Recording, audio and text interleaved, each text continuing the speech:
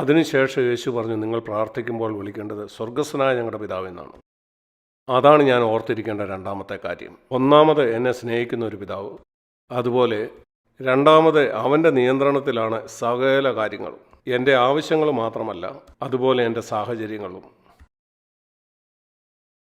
റോമർ 8:28 പോലൊരു വാഗ്ദാനം ദൈവത്തിന് എങ്ങനെ നമുക്ക് തരാൻ കഴിയും?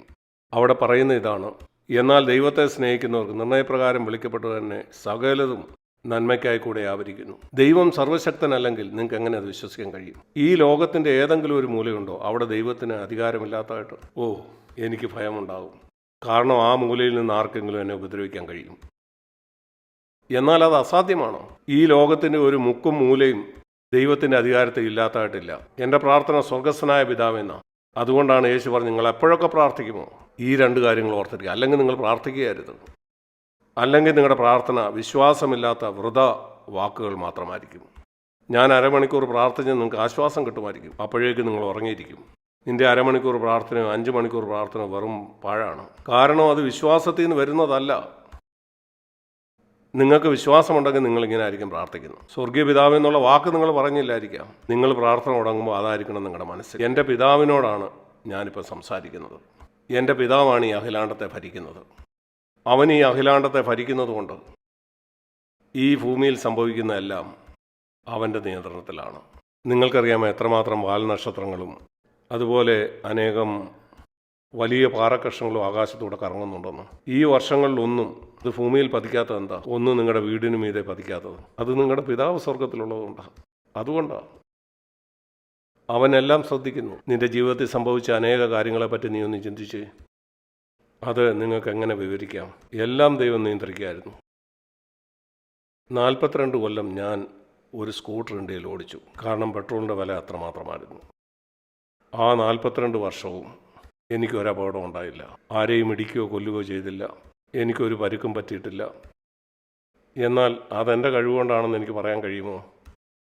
എനിക്ക് വേണ്ടി അനേക ദൂതന്മാർ എന്നെ തട്ടാൻ വന്ന വാഹനങ്ങളെ തള്ളി മാറ്റി കാണും, എന്നെ പുറകോട്ട് വലിച്ചു കാണും, അല്ലെങ്കിൽ എന്നെ കൊണ്ട് അതിൻ്റെ ബ്രേക്ക് അടുപ്പിച്ച് കാണും. അങ്ങനെ സ്കൂട്ടർ സാവധാനത്തിലാക്കി കാണും. ഞാൻ കാണുന്നു, അങ്ങനെ എൻ്റെ വഴിയെ വന്ന ആ മനുഷ്യനെ ഇടിക്കാതെ ഞാൻ രക്ഷപ്പെട്ടു.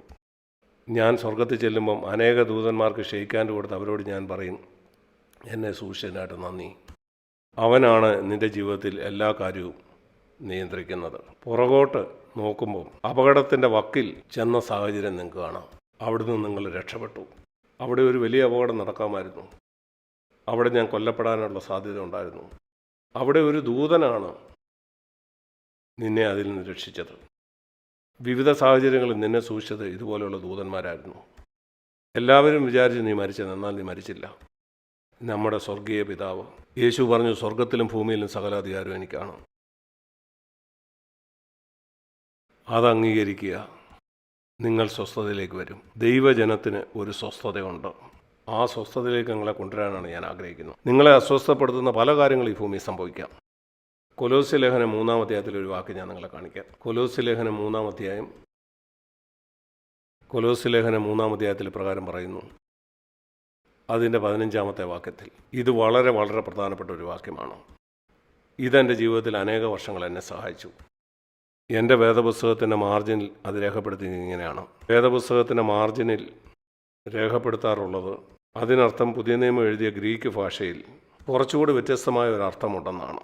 അതൊറ്റ വാക്കി പറയാൻ കഴിയില്ല. ഇവിടെ പറയുന്നു, ക്രിസ്തുവിൻ്റെ സമാധാനം നിങ്ങളുടെ ഹൃദയത്തിൽ വാഴട്ടെ. എന്നാൽ എൻ്റെ ബൈബിളിൻ്റെ മാർജിനിൽ ക്രിസ്തുവിൻ്റെ സമാധാനം നിങ്ങളുടെ ഹൃദയത്തിൽ ഒരു റഫറിയെ പോലെ പ്രവർത്തിക്കട്ടെ എന്നാണ്.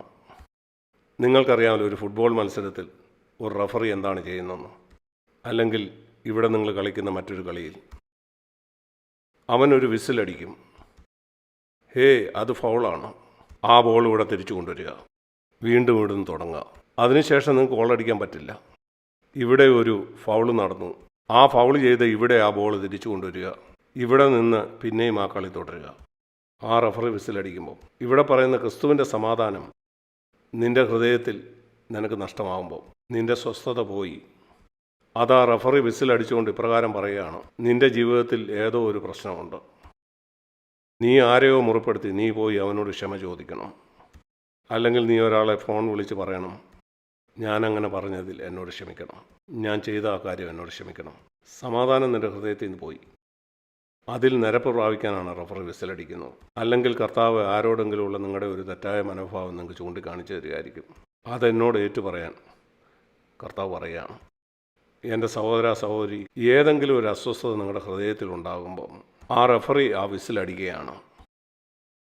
അത് ഏറ്റുപറയുക. പെട്ടെന്ന് തന്നെ യേശുവിൻ്റെ രക്തം വന്ന് മായ്ക്കും. പിന്നെയും നിനക്ക് സ്വസ്ഥത കിട്ടും. ക്രിസ്തുവിൻ്റെ സമാധാനത്തിൽ ആഴ്ചയുടെ 7 ദിവസവും 24 മണിക്കൂർ നിങ്ങൾ ജീവിക്കണം. നിങ്ങൾ റോഡിൽ വീഴുന്ന പോലെ വീണാൽ ഉടനെ തന്നെ എഴുന്നേൽക്കുക. വീണോ എഴുന്നേൽക്കുക, കാത്തു നിൽക്കല്ലേ.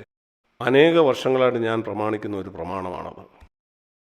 നിങ്ങൾക്കറിയാമോ, നമ്മുടെ ഹൃദയത്തിൽ അസ്വസ്ഥത ഉണ്ടാകുമ്പോൾ ഞാൻ ആളുകളോട് പറയാനുണ്ട്, ആ സമയത്ത് നിങ്ങളുടെ വായ് നിങ്ങൾ അടച്ചു പിടിക്കണം. വായ അടച്ചു പിടിക്കുക, അവിടെ വായ് തുറക്കരുത്. കാരണം നിങ്ങളുടെ ഹൃദയത്തിൽ അസ്വസ്ഥതയുള്ളപ്പോൾ നിങ്ങൾ ആരോടെങ്കിലും സംസാരിച്ചാൽ നിങ്ങളുടെ വായിൽ നിന്ന് വരുന്ന വാക്കുകളെ ഓർത്ത് ഒരുപക്ഷെ നിങ്ങൾക്ക് വർഷങ്ങളോളം ദുഃഖിക്കേണ്ടി വരും. സദൃശവാക്യം പറയുന്നത് നാവിൽ ജീവൻ്റെയും മരണത്തിൻ്റെയും വഴിയുണ്ടെന്നാണ്. നമ്മുടെ നാവിൽ കൂടെ അനേക മരണം നമ്മൾ പുറത്തേക്ക് തള്ളിയിട്ടുണ്ട്. ഇനി ഒരിക്കലും അങ്ങനെ സംഭവിക്കരുത്. അങ്ങനെ ചെയ്യാതിരിക്കാനുള്ള ഒരു വഴി എന്ന് പറയുന്നത്, നിങ്ങളുടെ ഹൃദയം ഏതെങ്കിലും കാര്യത്തിൽ അസ്വസ്ഥനാണെങ്കിൽ നിന്റെ വായ അടച്ചു വയ്ക്കുക. നിങ്ങൾ അസ്വസ്ഥനാണെങ്കിൽ സഭയിലും ഒന്നും പറയാനായിട്ട് നിങ്ങൾ എഴുന്നേൽക്കരുത്. കാരണം നിങ്ങൾ അസ്വസ്ഥനാണെങ്കിൽ നിങ്ങൾക്ക് ഇഷ്ടമില്ലാത്ത ഒരാളെ നിങ്ങൾ വാളെടുത്ത് വെട്ടാനിടയാവും. അങ്ങനെ ചെയ്യരുത്. സ്വസ്ഥത കിട്ടുന്നവരെ കാത്തിരിക്കുക. അല്ലെങ്കിൽ വീട്ടിൽ നിങ്ങളുടെ ഭാര്യയും ഭർത്താവും തമ്മിൽ ഒരു പ്രശ്നമുണ്ടായി. ഒരുപക്ഷെ ഒരാൾ സ്വസ്ഥനായിരിക്കാം, മറ്റേ ആൾ അസ്വസ്ഥനാണ്. നിങ്ങളുടെ വായ നിങ്ങൾ തുറക്കരുത്. നിസ്സാരമായ ഒരു പ്രമാണം. റഫറി വിസിലടിക്കുമ്പം ഒരിക്കലും നിങ്ങളുടെ വായ നിങ്ങൾ തുറക്കരുത്. സ്വസ്ഥതയില്ല. അവിടെ ഒരു ഫൗള് നടന്നു. നിങ്ങളുടെ വായ തുറക്കരുത്. പന്ത് ഇവിടെ കൊണ്ടുവന്ന് ഇവിടുന്ന് പിന്നെയും തുടങ്ങുക. എങ്ങനെയാണ് പന്ത് അവിടേക്ക് തിരിച്ചു കൊണ്ടുവരുന്നത്? ദൈവത്തോട് നിന്റെ പാപത്തെ ഏറ്റുപറയുക. യേശുവിൻ്റെ രക്തത്താൽ ശുദ്ധി പ്രാപിക്കുക. അതിനുശേഷം നിനക്ക് ഗോളടിക്കാം. എപ്പോഴും സ്വസ്ഥനായിരിക്കുക എന്നുള്ളത് വളരെ പ്രധാനപ്പെട്ട ഒരു നിയമമാണ്. ആദാം ജീവിക്കണമെന്ന് ദൈവം ആഗ്രഹിച്ച ആ ശബത്ത് അനുഭവം, ആ 7-ാം ദിവസം. ഇവിടെ എബ്രായർ 4 പറയുന്നു, നമുക്ക് ഭയപ്പെടാം 24 മണിക്കൂർ ഈ സ്വസ്ഥത നമുക്കില്ലെങ്കിൽ. നിങ്ങൾ പക്വതയില്ലാത്ത ഒരു വിശുദ്ധനാണെങ്കിൽ നിങ്ങൾക്ക് 24 മണിക്കൂറും അങ്ങനെ ജീവിക്കാനായിട്ട് കഴിയും. നിങ്ങളുടെ പാവം ദൈവത്തോട് ഏറ്റുപറയാൻ നിങ്ങൾക്കൊരു മുതിർന്ന വിശ്വാസിയാകണോ? ഇപ്പം ജനിച്ച ഒരു ശിശുവിന് പോലും അത് ചെയ്യാൻ കഴിയും. 5 വയസ്സുള്ളൊരു കുഞ്ഞിനും തന്നെ അമ്മയുടെ അടുക്ക വന്ന് പറയാം, എന്നോട് ക്ഷമിക്കണം, ഞാൻ നിന്നോട് പറഞ്ഞൊരു കള്ളമാണ്. അങ്ങനെ ചെയ്യാൻ നിങ്ങളൊരു വലിയ വിശുദ്ധനാകണമോ? നിങ്ങൾക്ക് പോയി നിങ്ങളുടെ ഭർത്താവിനോടോ ഭാര്യയോട് പറയാം, ഞാനങ്ങനെ പറഞ്ഞതിൽ എന്നോട് ക്ഷമിക്കണം, അത് ശരിയല്ലായിരുന്നു, ഞാൻ തെറ്റിപ്പോയി, എന്നോട് ക്ഷമിക്കണം, എനിക്ക് യേശുവിനെ പോലെയാകണം, അതിൽ ഞാൻ പ്രയാസപ്പെടുകയാണ്. ചിന്തിച്ചു നോക്കുക, അത് നിങ്ങളുടെ വിവാഹ ജീവിതത്തിൽ എന്തായിരിക്കും കൊണ്ടുവരുന്നത്? അത് സിമെൻറ്റ് ചെയ്തതുപോലെ ഉറപ്പുള്ളതായിത്തീരും. അത് പ്രയാസമാണോ? ഇങ്ങനെ പറയുന്നത്, ക്ഷമിക്കണം, അതെൻ്റെ തെറ്റായിരുന്നു, ദയവായിട്ട് എന്നോട് ക്ഷമിക്കണം. നിങ്ങൾക്ക് പറയാൻ ഏറ്റവും പ്രയാസമുള്ള ചില വാക്കുകളാണിത്. എന്നാൽ അത് പ്രയാസവുമില്ല. എനിക്ക് ദുഃഖമുണ്ട്, അതെൻ്റെ തെറ്റായിരുന്നു, എന്നോട് ക്ഷമിക്കണം. ഇത് ചെയ്യാനായിട്ട് നമുക്ക് തീരുമാനമെടുക്കാം. സ്വസ്ഥത ഒരിക്കലും നമുക്ക് നഷ്ടപ്പെടില്ല. വർഷങ്ങൾക്ക് മുമ്പ് ഞാൻ തീരുമാനിച്ചു, ഈ സ്വസ്ഥത ഞാൻ ഒരിക്കലും നഷ്ടപ്പെടുത്തില്ല. 10 ദിവസം മുമ്പ് ആ റഫറി വിസിലടിച്ചു, ഞാൻ പിന്നെയും പന്ത് കളിച്ചുകൊണ്ടിരിക്കില്ല. 10 ദിവസമായിട്ട് അസ്വസ്ഥരായിട്ട് ജീവിക്കുന്ന അനേകരുണ്ട്. പിന്നെയും കളി മുന്നോട്ട് കൊണ്ടുപോകാൻ കഴിയില്ല. ആ കളി അവിടെ അവസാനിപ്പിക്കണം. അതിനർത്ഥം നിങ്ങളുടെ ക്രിസ്ത്യ ജീവിതത്തിൽ ഒരു മുന്നേറ്റം ഉണ്ടാകില്ല. ഇപ്പം ഒരു ആത്മീയ മുന്നേറ്റമില്ല, കാരണം ചില കാര്യങ്ങൾ നേരെ പ്രാപിച്ചില്ല. നിങ്ങൾക്ക് വളരെ നിസ്സാരമായിട്ട് വെളിച്ചത്തിലേക്ക് വരാം, സത്യസന്ധരായിരിക്കാം. കുറ്റമേറ്റെടുക്കുക, പറയുക, കർത്താവേ ക്ഷമിക്കണേ.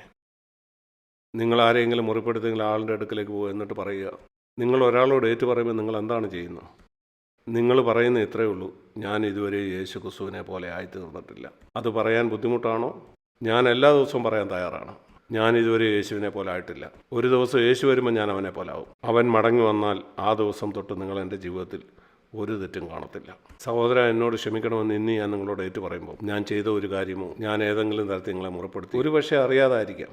ഞാൻ നിങ്ങളോട് പറയുന്നത് ഇത്ര മാത്രമേ ഉള്ളൂ, എൻ്റെ പ്രിയ സഹോദര, എൻ്റെ പ്രിയ സഹോദരി, ഞാൻ യേശുവിനെ പോലെ ആയിട്ടില്ലെന്ന് ഞാൻ നിന്നോട് ഏറ്റു പറയുകയാണ്. ഞാനൊരു പോരാട്ടത്തിലാണ്. നീ എന്നോട് ക്ഷമിക്കണം. അങ്ങനെ ഒരു ചുവടും കൂടെ എനിക്ക് മുന്നോട്ട് പോകാൻ കഴിയും. യേശുവിനെ പോലെ ആകുന്ന ഈ ഓട്ടത്തിൽ, യേശുവിനെ പോലെ ആകുന്ന ആ ഓട്ടത്തിലാണ് നാം. അതിനെനിക്ക് എപ്പോഴും സ്വസ്ഥത വേണം.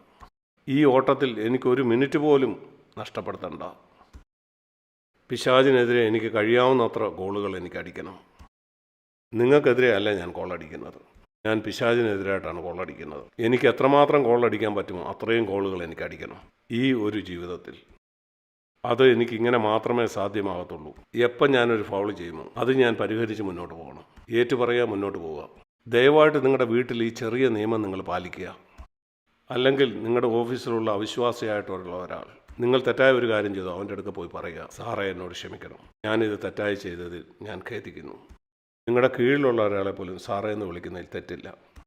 എനിക്കതിന് മടിയില്ല.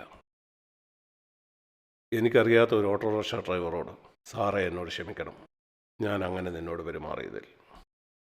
അതിലൊരു പ്രശ്നമില്ല. നിങ്ങളെ തന്നെ താഴ്ത്തുക. ദാസന്മാരായിട്ടാണ് നമ്മളെ വിളിച്ചത്, നമുക്ക് താഴാം. അതാണ് യേശു നമ്മെ പഠിപ്പിച്ചത്. ആളുകളുടെ കാല് കഴുകാനായിട്ട്. ഇങ്ങനെയാണ് നമ്മൾ സ്വസ്ഥത പ്രാപിക്കുന്നത്.